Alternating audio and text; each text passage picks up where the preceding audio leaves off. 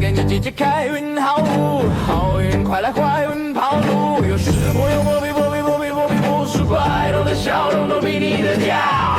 你的灵感太过派来 get 灵，季节呀西呀地。What's good？ 全球乡亲安安 ，Welcome back to 所长开讲。所长你好啊，大家好。所长开讲是一档探讨开运哲学、宗教民俗的 podcast 节目。我是你们的 host 小蛙 Frank Wah。我是灵根集集的所长王伯钧，灵魂的灵，树根的根，带来双倍吉祥的集集。接下来的时间就由最有料的主持人小蛙和我一起陪伴大家，来一场水曜日的脑内微革命。OK， 所长 ，I got a big one for ya。我上个周末捏着鼻子去参加了一个所谓的高端产业交流会。我的老天，里面每个人都西装笔挺，拿着香槟，轮流上台高谈阔论，好像这个世界缺了他们就会停止转动一样。结果你猜怎么着？活动结束，大家卸下心防，跑去续摊喝酒，几杯黄汤下肚，原形毕露。白天那些表面上的社会精英，骨子里全都是个 frightened college child， 每个人内心都在惊声尖叫，觉得自己只是个不小心混进精英圈的卤蛇。It's pure performative art, darling， 全都是演出来的。Mr. Wah， 你观察得非常透彻。我猜想，很多人在那个灯光璀璨的会场里，端着酒杯的手，可能都在微微发抖。他们心里回荡的声音，大概都是：我根本没有他们以为的那么专业，我随时会被拆穿。Exactly， 就是这种随时准备对扒光衣服游街示众的深层恐惧，看得我都替他们觉得累了。在临床心理学上，我们称呼这种状态叫做冒牌者症候群，也就是 imposter syndrome。你说他们不优秀吗？其实这些人明明履历拿出来都是可以吓死人的漂亮，但他们的大脑里就像是装了一个坏掉的滤网，自动过滤掉所有实打实的成功，然后把一个微不足道的小失误无限放大，当成自己是个骗子的铁证。这其实是一种非常折磨人的防御机制。他们总觉得自己拥有的一切都不过只是运气好罢了。所以，这种集体性的自我欺骗跟深层的社会焦虑，根本不是我们现代人专属的文明病咯。没错 ，Frank。这种生怕自己被踢出主流圈子的深层焦虑，其实从古至今，甚至在古老的神话里，我们都找得到对应的影子。在历史的长河里，有些人拼了命的努力去强化自己的技能、社交和资源，只为了让自己能稳稳地待在主流圈的堡垒里。但是，有些人则是选择了截然不同的应对方式。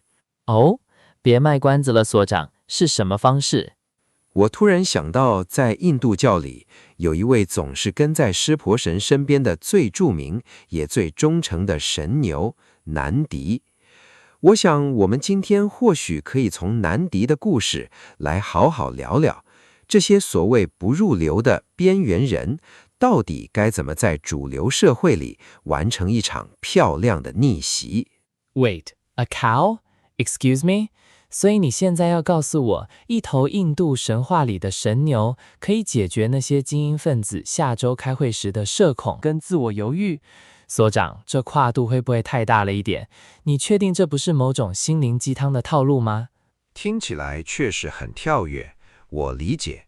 但是 Frank， 要真正明白南迪身上那种不容忽视的气场，我们必须先让时光倒流，回到印度神话里的最具颠覆性的一个场景，那就是湿婆神与雪山神女帕尔瓦蒂的世纪婚礼。神明的世纪婚礼，讲到婚礼，那不就是一堆虚荣心作祟的排场吗？金光闪闪，仙女散花，满天神佛在那边疯狂展现所谓的庄严跟完美，就像现在那些豪门名媛挤破头踩着别人的尸体，也想钻进的顶级皇家晚宴一样的道理吧。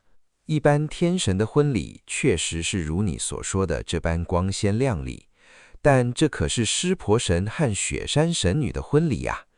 在古老的湿婆往事记里，这场婚礼彻底砸碎了世俗的对于精致和完美的框架。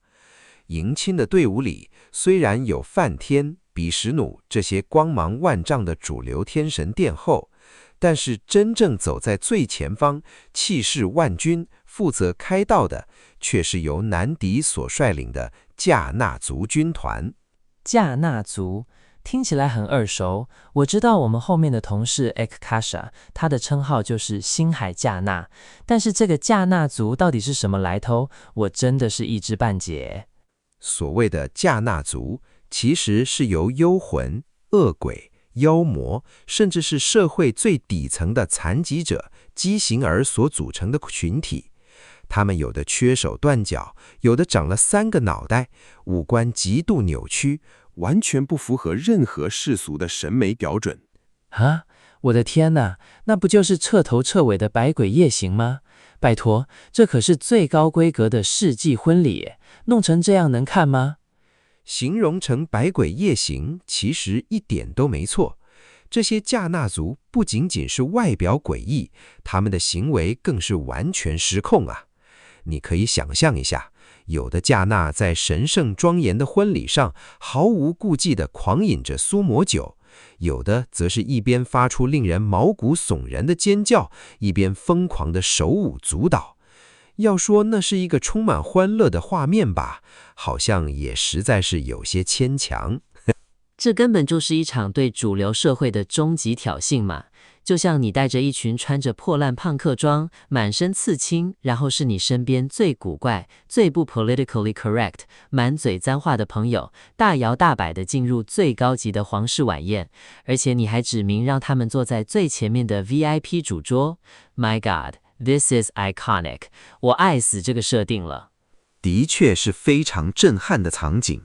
当时路过的众神看到这个画面，眉头皱得简直就可以夹死蚊子了。更别提一般的凡人，凡人只要看上一眼，大概就得落荒而逃，吓得双腿发软。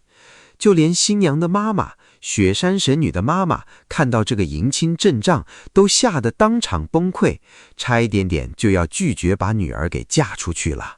故事很是精彩了，但所长，你绕了这么一大圈，这群怪胎大游行跟我们前面聊的那个在酒会上瑟瑟发抖的冒牌者症候群到底有什么关系啊？ Frank， 如果我们试着把这段古老的神话对接到现代的心理学来剖析，你仔细想一下，这群格格不入的迦纳族到底象征着什么？这还不难猜吧？不就是这个社会上那些被认为不符合主流生产力的边缘群体吗？性少数啦，非主流，次文化爱好者。说穿了，也就是这个名为社会的冷酷大工厂里被无情淘汰掉的那些瑕疵品吗？非常精准。当一个人陷入了冒牌者症候群的泥沼里，他其实耗费了生命中80%的能量，在拼命掩饰那些可能会导致自己被社会淘汰的不完美。他们咬紧牙关，拼了老命，想把自己塞进那个狭窄的主流框架里，所以才会出现你前面观察到的那种窒息感。好像自己随时随地都会被别人揪出来游街示众，指着鼻子骂，你看这个人根本就是个假货。然而南迪身为迦纳族的领袖，他不仅没有把这些所谓怪胎的特质藏起来，反而是大摇大摆地将这些混乱和不完美坦然地展示在整个宇宙的面前。是没错啦，人家走在队伍最前面，那个头抬的可是超级高，根本没在 care 身后的队伍到底符不符合那些虚伪的主流审美价值观。就算完全不符合，也丝毫没有要掩饰的意思。但是所长，我们回到现实层面好吗？如果在现实生活中，尤其是在那种吃人不吐骨头的职场上，你把自己的古怪或是不合群完全展露出来，这在老板和同事眼里根本无异于职涯自杀。说真的，南迪的这种硬核哲学听起来是很酷没错，但在我们这个社会真的行得通吗？我不信。你会觉得行不通，是因为你还有那些焦虑的人心里依然还在用主流的标准来衡量自己。在别人的游戏规则里，你当然会觉得自己随时会被拆穿。但是南迪的做法是，他连玩都不屑跟你玩那个主流的游戏。Frank， 与其把宝贵的生命能量白白浪费在讨好主流，日夜害怕被拆穿，你为什么不试着把这些能量收回来，拿来建立一个专属于你自己的怪胎生态圈呢？怪胎生态圈，这词有点意思，展开来说说。建立自己的怪胎生态圈，就像是构筑一个只属于你自己的建筑结构。你不再去追求外界眼中的对称与华丽，而是专注于你内部地基的稳固。南迪包容了所有的怪异，他把这种看似失控的混乱转化为一种独一无二的强大力量。这其实就是在告诉我们这些焦虑的现代人，既然你觉得自己永远无法真正融入那个光鲜亮丽却又充满虚伪的主流圈子，那你就自己建立一个怪胎生态圈呢。在你们自己的次文化聚落里，不需要去迎合任何人的标准，因为在那里，你们自己就是绝对的权威。Damn， 这个观点有够屌诶。与其费尽心思去舔那些主流的鞋底，不如直接画地为王，建立自己的圈子。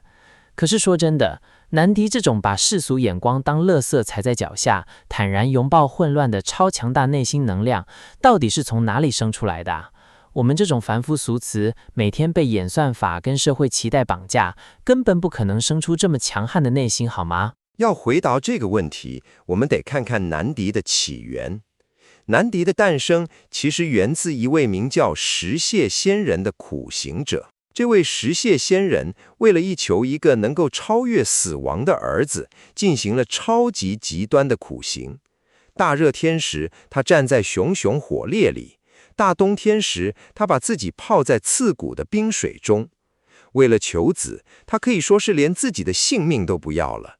最终，这份极致的执念感动了湿婆神，湿婆赐予了他一个由自己本质化身而成的儿子，而这个奇迹般的孩子就是南迪。听起来这根本就是神明降维打击，用自己的 DNA 直接复制出来的人工完美后代嘛。可以这么说，南迪还是个小孩子的时候，就已经展现了惊人的天赋。他的父亲教他读神圣的吠陀经 Vedas， 他只要听过一次，就能全部记住，倒背如流。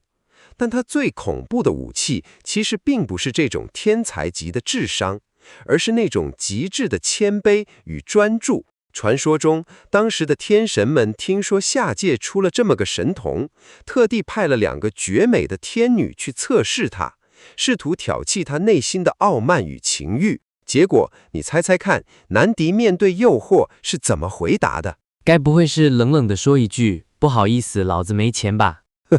当然不是。南迪当时是非常平静地回复那2位天女。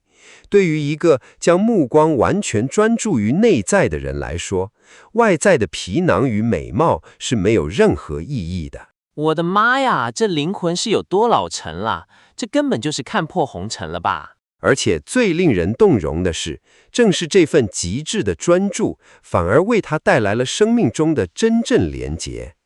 当时风神的女儿苏亚莎原本是高高在上的天之娇女，但当她看到南迪这种完全不被任何外在事物干扰，纯粹专注于内在信仰的坚定姿态时，她深受感动，甚至放下了身段，自愿为他进行苦行。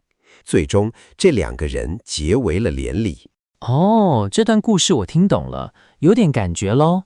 这是不是就印证了我们前面说的，当你不再像个可悲的讨好型人格一样，成天去迎合别人时，而是堂堂正正地展现最真实，哪怕是最古怪的自我时，反而就会吸引到真正懂你、欣赏你的人。这不就是那些婆婆妈妈最爱在长辈图上发的那句“花若盛开，蝴蝶自来”吗？ Frank，你总能用最接地气的方式总结，说的完全没错。不过所长啊，我们把话说白了，南迪这个家伙说到底就是个含着神仙金汤匙出生的超级天才嘛，智商顶天，专注力又异于常人，最后还白捡了一个超美的女神当老婆。废话，他条件这么顶，当然有自信可以不鸟世俗眼光啊。这种人生胜利组的神话故事，对我们这种每天在烂泥里打滚的真正 loser 凡人来说，根本一点参考价值都没有啊。 Frank，如果你仅仅是停留在神话的表层，确实会觉得这不过就是一个高富帅靠着自信碾压一切的童话故事。但是，如果我们把视角切换到真实历史的维度上来检视，你会惊讶地发现，南迪信仰的演化史其实是一部货真价实的，或者应该说是一部极度残酷的边缘人血泪逆袭史。哦，极度残酷，这我就感兴趣了。怎么说？在距离今天大约有4500年前的印度河流文明里，考古学家们在摩亨佐达罗的古城遗迹中挖掘出了大量的兽主印章。这些印章上刻着肌肉线条分明、充满力量感的流牛。这证明了在那时候原住民的信仰体系里，公牛就是代表力量与丰饶的绝对核心。绕来绕去，那还是一样啊。他本来针对人家信仰圈里的超级顶流 C 位嘛。曾经是，但是你要知道，历史前进的车轮是非常残酷的。后来，随着强势的亚利安人带着他们的吠陀经进入了印度半岛，整个社会的信仰体系发生了翻天覆地的改变。雅利安人尊崇的是自然神与战神，并且他们将母牛给神圣化了。在这场文化洗牌的过程中，原先占据核心的公牛就这样被外来的强势文化给严重的边缘化了。甚至在最黑暗的时期，公牛一度沦为祭祀仪式里的任人宰割的鲜血祭品。 My goodness， 从万人敬仰的顶流天王，直接被贬成祭坛上被放血的祭品，这落差根本就是直接从云端被踹进18层地狱了吧？好吧，这故事终于有点血肉了。那他到底是怎么从谷底爬起来，重回神坛的？这就是文化韧性最令人动容的地方。那些被迫沦为社会底层的原住民，他们的信仰并没有因为强权的打压而彻底消亡。在经过了漫长痛苦的岁月洗礼之后，他们用一种极其自然的方式去抵抗这种由上而下的文化霸权。到了后来的往世书时代，他们把这个古老却备受屈辱的公牛信仰，跟另外一位同样带有强烈反叛色彩、完全不符合正统吠陀仪式的苦行神明，也就是湿婆神 Shiva， 进行了深度的融合。我完全听懂了，这根本就是一个被邪恶资本市场无情封杀的独立艺术家，即使饿肚子也要死守着自己的原创风格，最后带着整个地下次文化直接杀回主流舞台，狠狠打脸那些大老板的励志史诗啊！太爽了吧！呵呵 ，Frank， 你这个比喻实在是太精准了。正是南迪在真实历史上的这番跌宕起伏，造就了他那种绝对不盲从于强势文化的惊人韧性。他告诉我们，真正的力量其实是来自那种深深扎根于自身泥土里的原始能量。如果你有机会去印度的神庙走走，你会发现南迪的造型通常就是一头巨大的白色的流牛，散发着十分原始的气息。而偶尔它也会以半人半兽的形态出现。那种半人牛形态的南迪有着4只强壮的手臂，手里紧紧握着3叉戟与各种法器，看起来十分粗犷，甚至带着一种不加修饰的狂野。可是我有点好奇，我们通常看到的南迪都是安静地待在湿婆神庙里，一般来说，那些神像不都是慈眉善目的往前看，好像在关照底下的信徒一样吗？但是南迪的双眼却是永远死死地盯着神庙最深处的湿婆神像，他到底在看什么啊？南迪死死盯着的，代表着达摩，也就是宇宙间绝对的真理。在印度教的象征里，牛的4条腿分别代表着真理、纯洁、慈悲与布施。这种专注于内在真理的意象，甚至一路延续到了现代的政治领域。比如说，在印度议会的权杖顶端，就庄严地坐落着一尊南迪，那是在时刻提醒着统治者，你必须随时保持清醒，维护法理，绝对不能被旁边那些世俗的杂音给干扰了判断。哇塞，这对我们现代人来说，简直就是一记重重的当头棒喝诶！在这个大家都被社群媒体的按赞数绑架，满地都是垃圾资讯跟恶意噪音的焦虑时代，南迪这头牛却亲自示范了什么叫做抗拒外界干扰的最高境界。他的态度就是在说 I don't care about your comments， 我连你们这些信徒的眼光都不屑看一眼，我只专注于我内心认定的真理，有够拽的啦！解读的完全正确。不过 Frank， 南迪平时看起来虽然专注又平静，温柔地包容着所有的迦纳族、各种怪胎和孤魂野鬼，但是如果今天有那种自以为是的强势主流霸权胆敢来亲门套户，试图打破这份得来不易的平静时，你猜猜看，这位温和的神牛会怎么做呢？南迪虽然平常修养很好，但人家毕竟是头公牛，总该有一点牛脾气吧？完全正确 ，Mr. Wa。在神话里有2场极度精彩的防御战，都是针对那些想要强行破坏南迪的怪胎生态圈的主流霸权。第一个故事是关于10手魔王 Ravana。这个魔王仗着自己法力无边，野心勃勃地企图攻打湿婆神的居所凯拉萨山 Mount Kailash。你要知道，那个地方不只是神明清修的圣地，它更是所有不被世俗接纳的迦纳族、孤魂野鬼们在这世上唯一的避风港。当 Ravana 嚣张地杀到门口，看到负责守卫的南迪长着一张宛如猴子或牛的奇特脸孔的时候，他竟然指着南迪的鼻子大肆嘲讽，笑他是个滑稽可悲的怪胎。这种自以为是的死霸凌者最恶心了。南迪怎么治他？南迪根本没有在跟他客气，他当场就降下了一个极其狠毒的诅咒。他冷冷地诅咒 Ravana 的帝国，在未来一定会被一群长着猴子脸的军团给彻底夷为平地。结果历史证明 ，Ravana 的国家后来真的就被猴神哈努曼所率领的猴子军团给烧得一干二净，连灰都不剩。哈 ，Karma is a bitch， 报应来得真快。还有一个故事。有一次，残暴的阿修罗大军挟带着压倒性的强大武力，一样杀到了凯拉萨山。他们仗着人多众势，妄想要踏平眼前的一切。这一次，南迪彻底收起了他平时的温和。所以呢，平静的神牛终于发飙了吗？为了死守这个所有边缘人赖以生存的怪胎生态圈，南迪瞬间化身为一头遮天蔽日的巨大神牛。他发出了震慑3界的狂暴怒吼，用锋利无比的牛角将敌军无情地挑飞。那头巨大的尾巴猛地一扫，阿修罗的精锐军队瞬间就被碾成粉碎。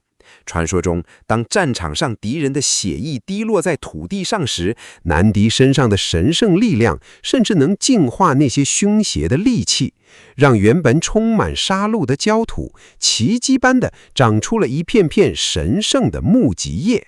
等等，所长，你先让我厘清一下这个逻辑。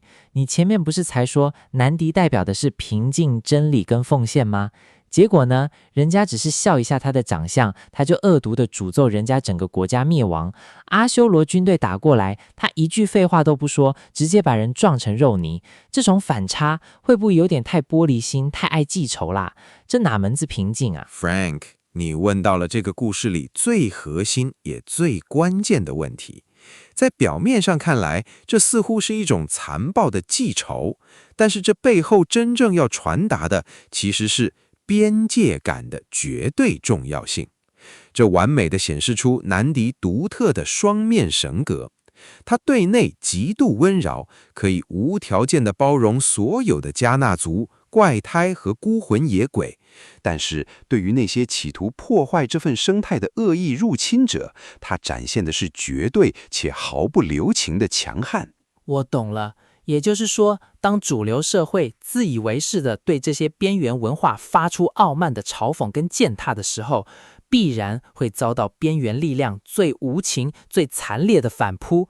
这根本不是什么情绪失控，这是人家在拼命地死守自己的生存领域啊！没错，如果你试着进一步把它跟我们熟悉的东方神话做个连结，你会发现这其中有着惊人的共鸣，就像是佛教里的地藏王菩萨的坐骑谛听，或者是中国神话里能够辨别是非曲直的神兽谢智。这些神兽的外表，在世俗凡人的眼中或许怪异，或许狰狞可怕，但是他们往往才是真正能够洞察宇宙真理、维系世界平衡的绝对基石。 They are the real guardians。 天哪，聊到这里真的有一种被狠狠打醒的感觉。南迪的故事就是血淋淋的在警告我们每一个人，真正的强大从来就不是靠着摇尾乞怜去讨好主流，或是像个乞丐一样去跪求外在的点赞数换来的。只要能够真正看透彻这个道理，学会捍卫自己的边界，我想那个该死的冒牌者症候群就自然会在你的心里灰飞烟灭了。是的 ，Frank。当你勇敢地去拥抱自己身上的那份怪，当你把你身边的那些同样奇形怪状的加纳族们都集合起来，稳稳地建立起专属于你们的怪胎生态圈的时候，那些来自主流霸权的迫害、嘲弄和无视，就再也无法对你起任何作用了。你自然也就不需要为了痛苦地迎合主流而把自己逼出冒牌者症候群了。哇塞，所长，今天的结论有够热血，有够炸裂的啦！我以前去庙里，平常只把南迪当成师婆旁边的小弟或是交通工具而已，完全没想到他背后竟然有这么一段狂到不行的逆袭史。那么在今天这集节目的尾声，依照惯例，我想留给所有的听众朋友一个小小的思考题。来了，所长的大哉问来了。其实，尊重不同生态圈的第一步，往往是从承认我们自身的局限开始的。各位不妨想一想，在你的生活周遭，有没有哪个人或是哪个群体，是你曾经避之唯恐不及的加纳族呢？或许在他们身上，正深深地隐藏着你现在生命里极度渴望又极度缺乏的某种原始能量呢？哇，今天谢谢所长的分享，又是收获满满的一个晚上。我的荣幸。同时感谢全球乡亲的收听，谢谢你们的按赞、留言、分享。接下来我们把时间交给星海加纳 Ekaksha， 由他来为我们带来宇宙能量气象周报。Peace out。阳光太强，墙角太响，燃起整个八公 ，Oh my God，Barbecue 了。黑板上的倒数计时，心情有够复杂，趁现在说出内心深处的话。大家好，我是伊卡莎，为您播报2026年6月21号到6月27号的宇宙能量气象周报。就在这周的第一天，也就是6月21号，我们正式迎来了一年之中阳气最鼎盛的节气夏至。夏至不仅代表着光明的极致，也象征着能量的顶点与转折。同时，这周进入了2026年的第26周，灵数是8。夏至的极致能量遇上了代表着丰盛、因果与无限大的灵数8。这是一个充满着深层转化与业力流转的时刻。宇宙在提醒我们，过去种下的种子现在即将迎来丰硕的果实。而外在世界的光明越是强烈，我们越需要向内凝视，去寻找灵魂深处的平衡。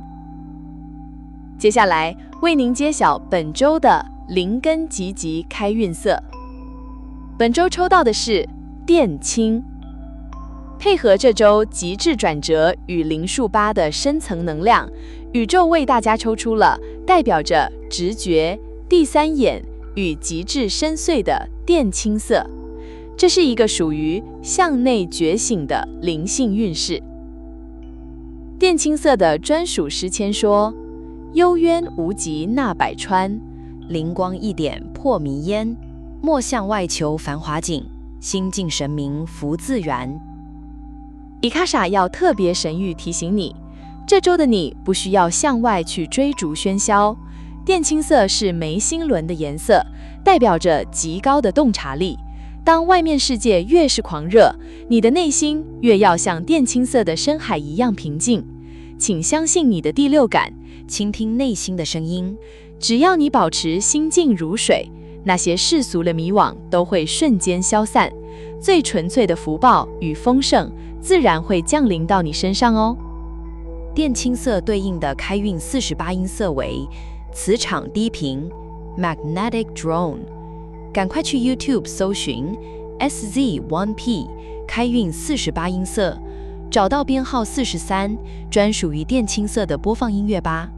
这是整整1个小时的纯音乐，非常适合你在开车通勤、专心工作，或是放在店里当作背景音乐来播放，让磁场低频那种深邃共振，而且能稳定心神的音波，帮你好好净化这周的空间磁场。在你向内探索、开启直觉的时候，帮你把最深层的宇宙风尚通通吸引过来哦。那么本周的湿婆12法相运势又是如何呢？请大家对号入座哦。首先，灵兽是白鹤的无声湿婆，你的直觉超级敏锐，甚至会有一些奇妙的灵感闪过。这周非常适合睡前冥想，或是点根线香，安静的独处时间会为你带来不可思议的引发。灵兽是狮子的大天师婆，事业上需要你展现过人的洞察力，不要只看事情的表面，多去思考背后的动机。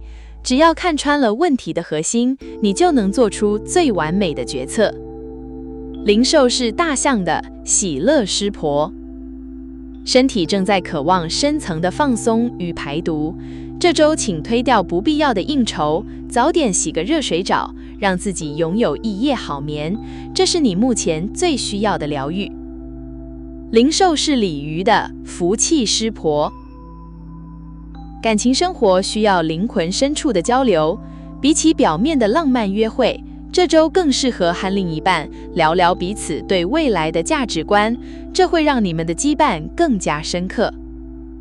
灵兽是孔雀的清景师婆，你的人际关系迎来了一次灵性觉醒，你会突然看透某些人的真面目，别怕远离那些消耗你能量的关系，留下真正懂你的知己就好。灵兽是角枭的三木师婆，财务规划上，请彻底跟随你的直觉，不要盲从市场上的大众消息，相信你自己的判断力。这周的冷静分析会为你守住一大笔财富哦。灵兽是野狼的暴风师婆，沟通交流请直指核心，不需要太多的客套废话，用最诚实、最直接的方式表达你的想法，大家反而会非常欣赏你的坦率与效率。灵兽是黑犬的恐怖师婆，这是一个超级适合断舍离的时刻，不只是清理家里的杂物，更要清理手机里再不联络的名单，清空了旧的能量，新的好运才能进来哦。灵兽是流牛的受主师婆，你对神秘学、心理学或是宇宙的真理充满好奇，去买本关于相关的书籍来阅读，或是听听身心灵的 podcast， 你的智慧维度将会大幅提升。灵兽是山羊的山主师婆，你的创造力正源源不绝地从潜意识里转化出来。这周请在床头放一本笔记本，把你的梦境或是突然闪过的灵感记录下来，那都是无价之宝哦。灵兽是乌鸦的始祖师婆，迎来了超级强烈的业力回报期。过去你在工作或待人接物上种下的善因，这周会开始结出丰硕的果实。带着感恩的心，大方接受这些回报吧。最后，灵兽是龙王的银河师婆，水的能量对你有很大的帮助。周末去海边走走，听听海浪的声音，或是去游个水吧，让水流帮你洗净全身的迷场，焕然一新。以上就是本周的宇宙能量气象周报。